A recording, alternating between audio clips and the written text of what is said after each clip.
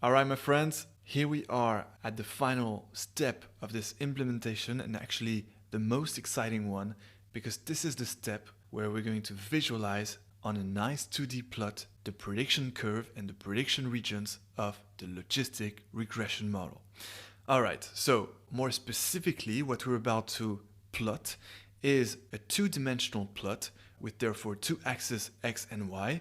On the x-axis, you will have the first feature corresponding to the age, and on the y-axis, you'll have the second feature corresponding to the estimated salary.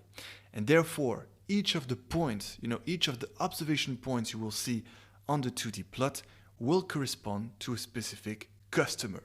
It will either be a customer of the training set, on the plot of the training set results, or a customer of the test set on the plot of the test set results. And what is most interesting to see in this plot will be the prediction regions, meaning the regions where our logistic regression model predicts the class 0, meaning the customers didn't buy the SUV, and the other region where our logistic regression model predicts the class 1, meaning the customer bought the SUV. And lastly, what will be really interesting to see is the curve separating these two regions, the region of the prediction 0 and the region of the predictions 1. And this is exactly how we're going to see the difference between linear classifiers and non-linear classifiers. So here we're only starting with one classification model, logistic regression, so we won't compare that yet, but you will see in the next sections of this part that the prediction boundary, we call this the prediction boundary between these two prediction regions will be different depending on whether or not your classifier is linear. All right, so I can't wait to show you this, and let's start first by visualizing these training set and test set results for the logistic regression model. All right, so the code to visualize this is actually pretty advanced. And not only it is pretty advanced, but also you will probably never use it again in your career, or let's say you will never have to implement that again. Why is that? It's because in your career you will mostly work with data sets having many features, more than two. And here the only reason why we have a data set of two features is so that we can be able to visualize indeed, these prediction regions and prediction boundary, because indeed in order to visualize this, we need maximum two features, because one feature corresponds to one dimension in this plot. So the code to visualize these results is only useful for training purposes, and it will not be useful for your future machine learning career. So what I suggest is that we don't waste too much time, understanding the whole code and re-implement it ourselves, because really I'm going to show it to you right away, on the original logistic regression implementation. You will see that the code is pretty advanced. It's not like plotting a regression curve like we did in part 2. So that's the test set results. Let me show you the training set results. All right, so that's the code. You see, it uses a lot of tricks to plot all these observation points, prediction regions, and prediction boundary. So if you want to have a look at it and understand it, fine, but really for the others, it's totally okay if we don't cover this code in detail, because this is only for training purposes, just so that I can show you the differences between linear classifiers and nonlinear classifiers, and you will probably never use that again in your future machine learning project. However, what I will do just now is explain how it's done. Basically, what we do is we create, as you can see, a grid, which is basically this frame here containing all the ages of your features and all the estimated salaries, the ranges. And you create this grid with a high density, meaning that the pixels of this grid are not separated one by one, but every 0.25. So here, for example, for the age, it goes this way. It goes from 10 to 10.25 to 10.5 to 10.75 to 11, etc. up to 69, 69.25, 69.5, 69.75, 70. Okay? And same for the estimated salary. It goes from 20,000, then 20,000.25, 20,000.5, etc. up to somewhere around 149,000, 149,000.25. You see, so resulting in having super dense points inside this grid. And then the trick, what we did is not only we plotted all the real observation points in the grid, so all the points that you see here are the customers of either your training set and then later on your test set. The green points are, of course, the customers who bought the SUV, represented by 1 here. And the red points are, of course, the customers who didn't buy the SUV, represented by 0 here, okay? So all the points are your observation points, your customers. And then, so the trick, in order to plot the prediction regions and therefore that prediction boundary here, separating the 2 regions, is to apply the predict method onto each of these dense points in the grid. So that all the dense points here, in this region, were actually predicted to be 0, meaning all the customers, other customers inside this region are predicted not to buy the SUV, and all the observation points in this green region are actually predicted to buy the SUV, because the region here is green, representing the predictions of 1. And all the red points here, this red region, are all the observation points predicted as 0, meaning all the customers who were predicted not to buy the SUV.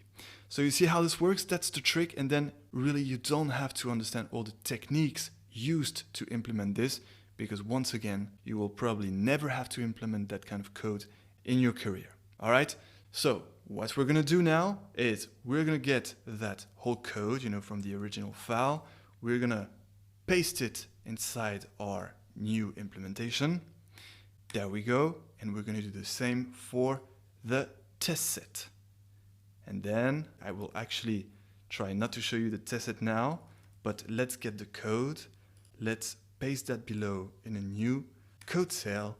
And now let's enjoy the results. So what we're going to do is first execute this cell. It's going to take a little while actually, because the step is 0.25, meaning we will get a very, very dense grid, as I've just explained. And therefore, the predict method is applied on each of these dense points of the grid. And that's why there are actually a lot of predictions to compute. And that's why it's taking a little time. But there you go, it's coming. Here we go. So not that long, that's good. We just got the results of the training set. Let's also plot now the results of the test set, and then I will make my comments on the results. All right, so we can just let it run and start by observing and interpreting the results of the training set. All right, so just to recap, you have to understand 4 things in this plot, is that all the points that you see here, whether they're red or green, are the real customers and their real results in the training set. The green points correspond, of course, to the customers who bought the previous SUVs, and the red points correspond, of course, to the customers who didn't buy any previous SUV. And then the other 2 things to understand is that those colored regions here, this red region and the green region, are the prediction regions. So this region is the region where our model predicts that the customer didn't buy the SUV, and this region is the region where our logistic regression model predicts that the customers bought the previous SUV. And so, in order to figure out where the correct predictions are and the incorrect predictions are, well, the correct predictions are where we have some observation points with the same color as the prediction region, and the incorrect predictions are where we have some observation points with a color that is different than the prediction regions. For example, this customer here, who in reality bought the SUV, corresponding to 1 here, is actually an incorrect prediction because it falls into the wrong region, the red region. And vice versa, this customer here, who in reality didn't buy the SUV because it corresponds to 0, well, is a wrong prediction because it falls into the green region where customers are predicted to buy the SUV. And then finally, what's the most interesting in all this is the prediction boundary. As you understood, the prediction boundary is the boundary between those 2 prediction regions, the green prediction region and the red prediction region. It is where your classifier separates basically the 2 classes, the class 1 and the class 0. And now you have to understand something very, very important. It is the fact, it is the observation that the prediction curve of the logistic regression model is actually a straight line for one specific reason. It is because the logistic regression model is a linear classifier. For any linear classifier, the prediction boundary or the prediction curve will always be a straight line, in 2 dimensions. In 3 dimensions, it will be a straight plan, okay? So that's what we get for linear classifiers. And what will be really interesting to see in the next sections, when building other classification models, is that indeed for the non-linear models, like for example, naive Bayes or kernel SVM with a nonlinear kernel, well, you will see that the prediction curve or the prediction boundary will actually not be a straight line. And I won't reveal now what it will be, but we will see. It will be fantastic to observe.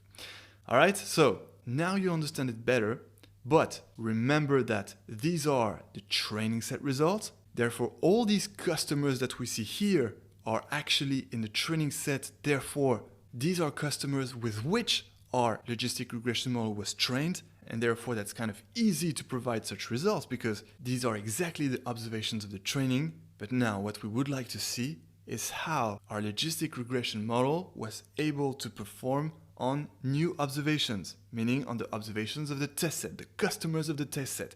Because indeed, the customers of the test set are new customers with which our logistic regression model wasn't trained. And so we have to see if our logistic regression model was still able to separate well the 2 classes, meaning the customers who bought the SUV and the customers who didn't buy the SUV, even despite the fact that these are new customers on which the model wasn't trained. And that's exactly what we're about to see now when visualizing the test set results. We already executed the cell here, and so these are the test set results. And still, our logistic regression model was perfectly able to separate well the 2 classes, 0, all those red points here, and 1, all those green points. There are still some incorrect predictions, of course, like this customer who in reality didn't buy the brand new beautiful SUV, but was predicted to buy it, and a few incorrect predictions here of the other class, meaning these customers who in reality bought the SUV, but were predicted not to because they fall in the red region. All right, and so how can we conclude here? What should we conclude, and what are the takeaways we should get for our future classification models? Well, first, the logistic regression model does a very good job at separating our 2 classes and therefore at predicting whether the customers bought the SUV, but we actually would hope to build a model that has less prediction errors. And how can we build one? What would we need to get, as the prediction curve in order not to predict incorrectly all these wrong predictions here, all these customers here? Well, we actually would need a prediction boundary that is something else than a straight line. Because even if you try to rotate your prediction line, for example, to be like that, well, it will still catch many incorrect predictions.